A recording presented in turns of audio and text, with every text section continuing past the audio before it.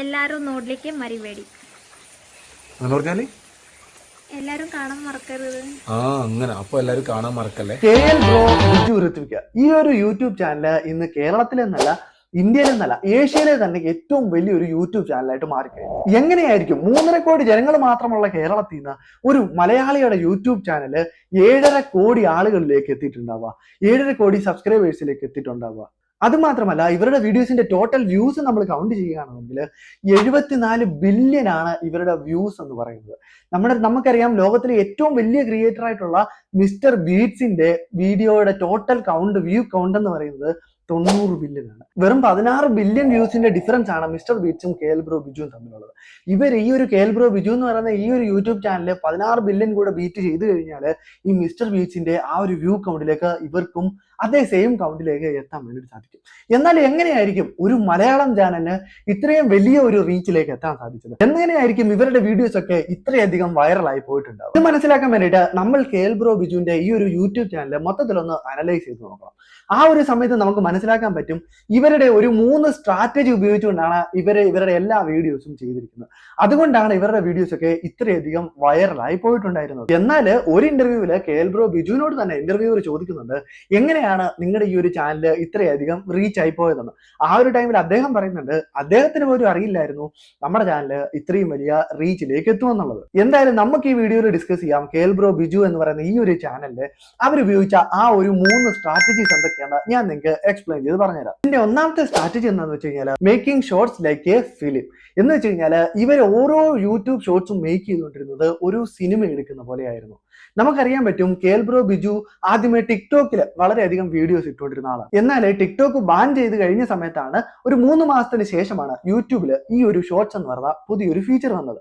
ആ ഒരു ടൈമിലേക്ക് KL ബ്രോ ബിജു ഒരു യൂട്യൂബ് ചാനൽ തുടങ്ങി. അതിലേക്ക് തന്റെ ആ ഒരു ടിക്ടോക്കിൽ ഉണ്ടായിരുന്ന ഷോർട്സ് വീഡിയോ ചെയ്തിട്ടുള്ള ആ ഒരു പരിചയം വെച്ചിട്ട് പുള്ളി ഷോർട്സ് യൂട്യൂബിലേക്ക് ഇടാൻ വേണ്ടിയിട്ട് തുടങ്ങിയിട്ടുണ്ടായിരുന്നു. നമുക്ക് ഇദ്ദേഹത്തിന്റെ ആദ്യ വീഡിയോ പരിശോധിച്ചാൽ മനസ്സിലാകും, ഇദ്ദേഹം ഒരു ആദ്യത്തെ ഒരു ക്രിയേറ്റർ എന്ന രീതിയിലല്ല ഇദ്ദേഹത്തിന്റെ വീഡിയോയുടെ ആ ഒരു ക്വാളിറ്റി നമുക്ക് കാണാൻ വേണ്ടി സാധിക്കാം. നമുക്ക് പല പുതിയ യൂട്യൂബേഴ്സിനെ എടുത്തു കഴിഞ്ഞാൽ മനസ്സിലാകും, അവരുടെ ആദ്യത്തെ ഒരു വീഡിയോ എന്ന് പറഞ്ഞു കഴിഞ്ഞാൽ, ആദ്യത്തെ കുറച്ച് വീഡിയോസ് എന്ന് പറഞ്ഞു കഴിഞ്ഞാൽ അധികം ക്ലാരിറ്റി ഒന്നും ഉണ്ടാക്കത്തില്ല. എന്നാൽ KL ബ്രോ ബിജുവിന്റെ ഈ ഒരു ആദ്യത്തെ വീഡിയോ കാണുമ്പോൾ തന്നെ നമുക്ക് മനസ്സിലാകും, ആ വീഡിയോയുടെ കണ്ടന്റിന് തന്നെ ഒരു അത്യാവശ്യം നല്ല ക്വാളിറ്റി അവർ കൊടുത്തിട്ടുണ്ട്. ഈ ഷോർട്സ് വീഡിയോകളൊക്കെ ഇവർ ഇട്ടുകൊണ്ടിരുന്നിട്ടുണ്ടെങ്കിലും ഒരു മിനിമം രീതിയിൽ മാത്രമായിരുന്നു ഇവരുടെ ഷോർട്സിന് ഉണ്ടായിരുന്നത് ആ റീച്ച് എന്ന് പറയുന്നത്.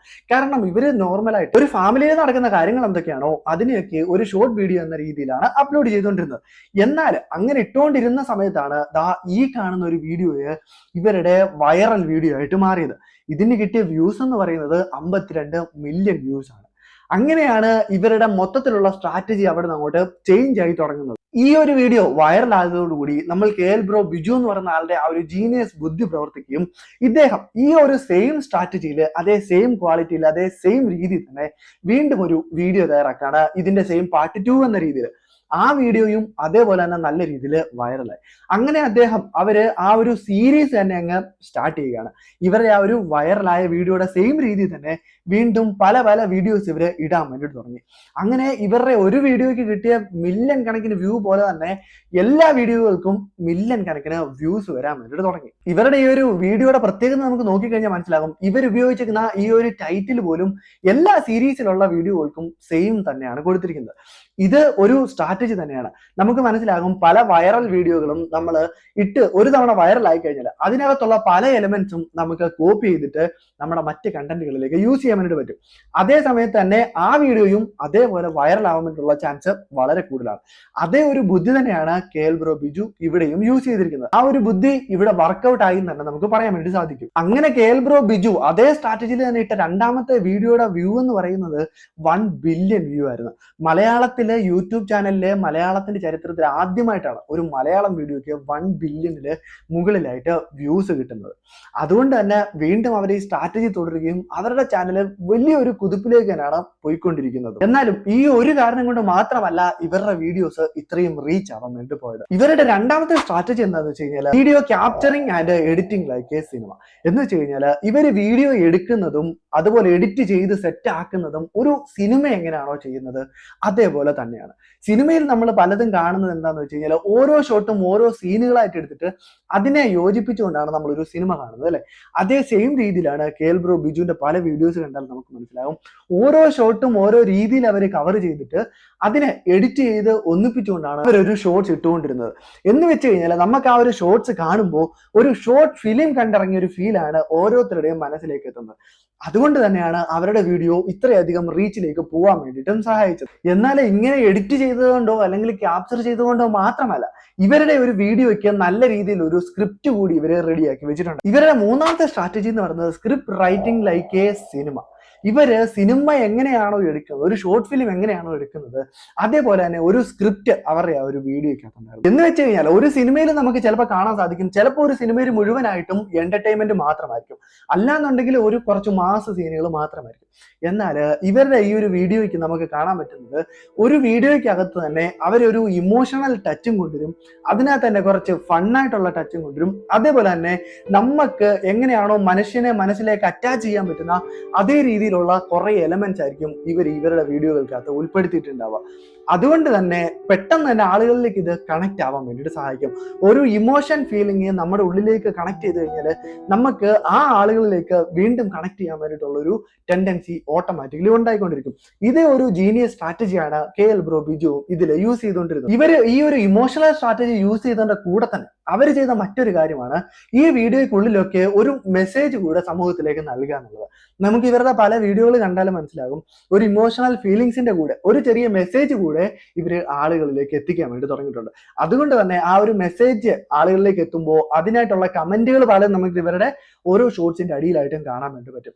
ആ കമന്റിന്റെ എൻഗേജ്മെന്റ് മൂലവും ഇവർക്ക് നല്ല രീതിയിൽ റീച്ച് അവരുടെ വീഡിയോയിലേക്ക് എത്തിക്കാൻ വേണ്ടിയിട്ട് സാധിച്ചിട്ടുണ്ട്. അതിന്റെ കൂട്ടത്തിൽ തന്നെ ഇവർ ചെയ്ത മെയിൻ ആയിട്ടുള്ള ഒരു കാര്യം എന്താ വെച്ചാൽ, നമുക്ക് പല സിനിമകളിലും ഷോർട്ട് ഫിലിമുകളും ഒക്കെ കാണാൻ പറ്റും അതിന്റെ നമ്മുടെ ആ ഒരു നമ്മൾ കാണുന്ന ഒരു പോസ്റ്റർ അല്ലെ.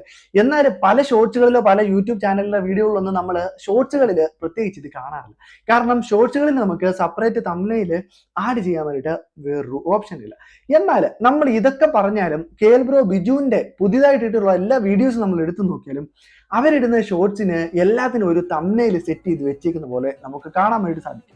ഇവരിത് എങ്ങനെയായിരിക്കും ചെയ്തിട്ടുണ്ടാവുക? നമുക്ക് ആർക്കും ലഭിക്കാത്തൊരു ഓപ്ഷൻ ഇവർക്ക് കിട്ടിയത് കൊണ്ടാണോ? അല്ല, ഇവരെ ഈ ഒരു വീഡിയോയുടെ ഉള്ളിൽ തന്നെ ഇവരുടെ തംബ്നെയിലും കൂടെ ഒളിപ്പിച്ചു വെച്ചിട്ടാണ് ഇവര് ഷോർട്സ് അപ്ലോഡ് ചെയ്തുകൊണ്ടിരുന്നത്. ഇവിടെ ഒരു ഷോർട്സ് വീഡിയോ അനലൈസ് ചെയ്താൽ മനസ്സിലാകും, ഇവര് ഓരോ വീഡിയോയുടെയും ആ ഒരു ഷോർട്സ് വീഡിയോ എൻഡ് സൈഡിലായിട്ട് ഇവർക്ക് തംബ്നെയിലിൽ എന്താണോ കാണിക്കേണ്ടത് ആ ഒരു ഭാഗം കൂടെ ഇവര് ആഡ് ചെയ്തിട്ടുണ്ടായിരിക്കും. എന്നിട്ട് ആ ഒരു ഷോർട്സ് അപ്ലോഡ് ചെയ്യുന്ന സമയത്ത് ഇവര് ആ ഒരു ഭാഗമാണ് തംബ്നെയിലായിട്ട് കൊടുക്കുക. അവിടെയും ഈ ഒരു KL ബ്രോ ബിജു എന്ന് പറയുന്ന ആളുടെ ആ ഒരു ജീനിയസ് മൈൻഡാണ് നമ്മൾ കാണുന്നത്. നമ്മൾ ആരും ഇത്രയും കാലമായിട്ട് യൂട്യൂബിൽ വീഡിയോ ഇടുന്ന പല ആളുകളും ഇതിനെപ്പറ്റി ചിന്തിച്ചിട്ടുണ്ടാവത്തില്ല. യൂട്യൂബ് അങ്ങനെ ഒരു ഷോർട്സിന് തംബ്നെയിൽ ഫീഡ് തന്നിട്ടില്ല. അതുകൊണ്ട് നമ്മൾ തംബ്നെയിൽ ഇടണ്ടാന്ന് വിചാരിച്ചിരുന്ന ഒരു ടൈമിലാണ് ഇവരുടെ ആ ഒരു ഷോർട്സിന്റെ ഉള്ളിൽ തന്നെ ആ ഒരു തംബ്നെയിലിനെ ഇൻക്ലൂഡ് ചെയ്തിട്ട് വീഡിയോ അപ്ലോഡ് ചെയ്യുന്ന സമയത്ത് ആ ഒരു തംബ്നെയില് അവരുടെ ആ ഒരു വീഡിയോയുടെ ഫ്രണ്ട് പോസ്റ്ററായിട്ട് അവർ ഉപയോഗിച്ചത്. അതുകൊണ്ട് തന്നെ പല ഇമോഷൻസ് വേഗം ആളുകളിലേക്ക് കണക്ട് ചെയ്യാനും ആ ഒരു ക്ലിക്ക് ബൈറ്റ് ആ ഒരു അവരുടെ ഷോർട്സിലേക്ക് കൊണ്ടുവരാൻ വേണ്ടിയിട്ടും KL ബ്രോ ബിജുവിന് സാധിച്ചിട്ടുണ്ട്. അതുപോലെ തന്നെ ഇവരിടുന്ന പല വീഡിയോസിന്റെയും ലെങ്ത് നമുക്ക് നോക്കിയാൽ മനസ്സിലാകും. ഒരുമാതിരിപ്പെട്ട എല്ലാ വീഡിയോസിന്റെയും ലെങ്ത് എന്ന് പറഞ്ഞാൽ 59 സെക്കൻഡാണ്. 59 സെക്കൻഡ് 60 സെക്കൻഡ് 50 സെക്കൻഡ് 60 സെക്കൻഡിനും ഇടയിലാണ് ഇവര് ഓരോ വീഡിയോസും ഇട്ടുകൊണ്ടിരിക്കുന്നത്. ഇതും വൈറലാവാനുള്ള പ്രത്യേകിച്ച് ഒരു കാരണമാണ്. കാരണം നമ്മൾ പലപ്പോഴും വിചാരിക്കും ഷോർട്ട് വീഡിയോ ആയതുകൊണ്ടാണ് ഒരു 20 സെക്കൻഡ് വീഡിയോ ഇട്ടാൽ ആളുകൾ അത് പെട്ടെന്ന് കണ്ടു തീർക്കുന്നുണ്ട്, നമ്മുടെ ആ ഒരു വീഡിയോ നല്ല രീതിയിൽ വൈറലാകുന്നത്. എന്നാൽ ഏതൊരു പ്ലാറ്റ്ഫോം ആണെങ്കിലും അവർ വിചാരിക്കുന്നത് നമ്മൾ ഓഡിയൻസ് ഏറ്റവും കൂടുതൽ അവരുടെ പ്ലാറ്റ്ഫോമിൽ തന്നെ ഒരു ടൈം ചെലവാക്കണം എന്നുള്ളതാണ്. അതുകൊണ്ട് തന്നെ ഒരു 20 സെക്കൻഡ് വീഡിയോ ഇടുന്ന ആളും ഒരു 60 സെക്കൻഡ് വീഡിയോ ഇടുന്ന ആളും തമ്മിൽ രണ്ട് വീഡിയോ ഇട്ട് കഴിഞ്ഞാൽ യൂട്യൂബ് എപ്പോഴും ആഗ്രഹിക്കുന്നത് ഈ ഒരു 60 സെക്കൻഡ് വീഡിയോ കുറെ കൂടെ ആളുകളിലേക്ക് എത്തിക്കണം എന്നുള്ളതാണ്. അതുകൊണ്ട് തന്നെ നിങ്ങളൊരു വൈറൽ വീഡിയോ ആവാൻ ആഗ്രഹിക്കുന്നുണ്ടെങ്കിൽ ഇടാൻ ആഗ്രഹിക്കുന്നുണ്ടെങ്കിൽ അതിന്റെ ഒരു മിനിമം ലെങ്ത് എന്ന് പറയുന്നത് 60 സെക്കൻഡ് വരെ ആക്കുക. അല്ലാന്നുണ്ടെങ്കിൽ 40 തൊട്ട് 60 സെക്കൻഡ് വരെ ലെങ്ത് ഉള്ളൊരു ഷോർട്ട് വീഡിയോ ഇടാൻ വേണ്ടി ശ്രമിക്കുക. ഇതൊക്കെ പറഞ്ഞാലും കണ്ടന്റിന് ഒരു ക്വാളിറ്റിയും ഇല്ലെങ്കിൽ വലിച്ചു വാരി ആളുകളെ മുഷിപ്പിക്കുന്ന രീതിയിൽ നിങ്ങൾ 60 സെക്കൻഡ് വീഡിയോ ഇട്ടിട്ട് യാതൊരു കാര്യവുമില്ല. ആളുകളെ എവിടെ എൻഗേജ്മെന്റ് ചെയ്തിട്ട് പിടിച്ചിരുത്താൻ വേണ്ടിയിട്ട് പറ്റുന്ന ഒരു ഹുക്കുള്ള ടൈപ്പ് വീഡിയോയും കണ്ടന്റും കൂടെ ആയിരിക്കണം നമ്മൾ ഇടുന്നത്. ഓക്കെ, ഇത്രയൊക്കെ ആണെന്നുണ്ടെങ്കിലും ഇതിന്റെ വളരെ ഇമ്പോർട്ടന്റ് ആയിട്ടുള്ള വേറൊരു ഫാക്ടറുണ്ട്. 3.5 കോടി ജനങ്ങൾ മാത്രമുള്ള നമ്മുടെ കേരളത്തിൽ നിന്ന് ഒരു മലയാളം യൂട്യൂബ് ചാനൽ എങ്ങനെയാണ് 7.5 കോടി ജനങ്ങളിലേക്ക് എത്തിയത്? 7.5 കോടി ജനങ്ങൾ എങ്ങനെയാണ് ഈ ഒരു ചാനലിനെ അക്സെപ്റ്റ് ചെയ്തത്? ഇത്ര വ്യൂസ് എങ്ങനെയാണ് വന്നത്? അവിടെയാണ് കേൽ ബ്രോ ബിജുവിന്റെ അടുത്തൊരു സ്ട്രാറ്റജി നമുക്ക് മനസ്സിലാവുന്നത്. ഇവരുടെ ഈ ഒരു അവസാനത്തെ സ്ട്രാറ്റജി എന്താണെന്ന് വെച്ച് കഴിഞ്ഞാൽ പ്രസന്റിംഗ് വീഡിയോ വിത്തൗട്ട് സ്പീക്കിംഗ്. ഈ ഒരു സ്ട്രാറ്റജിയാണ് കേരളത്തിൽ നിന്നുള്ള മലയാളികൾ മാത്രമല്ലാതെ പല ലാംഗ്വേജിലുള്ള ആൾക്കാരെയും ഇവരുടെ ഈ ഒരു വീഡിയോയിലേക്ക് അട്രാക്ട് ചെയ്തത്. കാരണം എന്താണെന്ന് വെച്ച് കഴിഞ്ഞാൽ നമ്മളിപ്പോൾ ഒരു മലയാളത്തിൽ സംസാരിക്കുന്ന ഒരു വീഡിയോ ഇട്ട് കഴിഞ്ഞാൽ അത് മലയാളികൾ മാത്രമേ കാണത്തുള്ളൂ. എന്നാൽ കേൽ ബ്രോ ബിജു ഇവരിട്ടുകൊണ്ടിരുന്ന ഷോർട്സിൽ പലതും അവസാനമായിട്ട് ഇവർ അപ്ലോഡ് ചെയ്ത വീഡിയോകൾ നമുക്ക് കണ്ടാൽ മനസ്സിലാകും ഇവരുടെ വീഡിയോകളിലൊന്നും സംസാരമില്ല, അഭിനയവും അതിന്റെ കൂട്ടത്തിൽ കുറച്ച് ട്യൂൺ കാണും. ആ ഒരു ഇമോഷൻസിനെ ഇവര് സ്പീക്കിംഗ് ഒന്നുമില്ലാതെ, സംസാരം ഒന്നുമില്ലാതെ ക്രിയേറ്റ് ചെയ്താണ് ഷോർട്സ് ഇട്ടുകൊണ്ടിരുന്നത്. അതുകൊണ്ട് തന്നെ ഇവരുടെ വീഡിയോസിന്റെ കമന്റ് സെക്ഷൻ നമുക്ക് നോക്കിയാൽ മനസ്സിലാകും മലയാളത്തിലുള്ള കമന്റ് മാത്രമല്ല ഇംഗ്ലീഷിലും കന്നഡയിലും പല ലാംഗ്വേജിലുള്ള കമന്റ്സുകൾ നമുക്ക് കാണാൻ വേണ്ടി സാധിക്കും. അതുകൊണ്ടാണ് ഒരു സംസാരവും ഇല്ലാതെ ഇമോഷൻസ് മാത്രം വെച്ചിട്ടാണ് ഇവരൊരു ഷോർട്ട് ഫിലിം പോലെ ഇവരുടെ ഷോർട്ട് വീഡിയോസ് ഇട്ടുകൊണ്ടിരുന്നത്. അതുകൊണ്ട് തന്നെ ഇത് ഒരുപാട് ആളുകളിലേക്ക് എത്തുകയും 3.5 കോടി മലയാളികൾ അല്ലെങ്കിൽ 3.5 കോടി ആളുകൾ കേരളത്തിലുള്ളപ്പോൾ അതിനു പുറമെ ടോട്ടൽ 7.5 കോടി ആളുകളിലേക്ക് ഈ വീഡിയോ എത്താൻ വേണ്ടിയിട്ട് ഇവരെ സഹായിച്ചതും ഈ ഒരു സ്ട്രാറ്റജി തന്നെയാണ്. ഇങ്ങനെയുള്ള സ്ട്രാറ്റജികൾ യൂസ് ചെയ്തത് കൊണ്ടാണ് ഇവർക്ക് ഇത്രയധികം വ്യൂസ് കിട്ടാനുണ്ടായത്. എന്നാൽ ഇവർ മലയാളത്തിൽ മാത്രമാണ് വീഡിയോ ചെയ്തതെങ്കിൽ കുറച്ചൊരു 10 മില്യൺ വ്യൂസ് ഒക്കെ കിട്ടും, നല്ലൊരു 10 മില്യൺ സബ്സ്ക്രൈബേഴ്സ് ഉള്ള ഒരു ചാനൽ മാത്രമേ ഇവർ ആവത്തുള്ളായിരുന്നു. അപ്പോൾ ഇതേപോലുള്ള സ്ട്രാറ്റജികളൊക്കെ നിങ്ങൾ നിങ്ങളുടെ വീഡിയോസിലേക്ക് ഉൾപ്പെടുത്താൻ വേണ്ടിയിട്ട് ശ്രമിക്കുക. അങ്ങനെയാണെന്നുണ്ടെങ്കിൽ നമുക്കും ഇതേപോലുള്ള വൈറൽ വീഡിയോസും വൈറൽ ചാനൽസും ഉണ്ടാക്കാൻ വേണ്ടിയിട്ട് സാധിക്കും.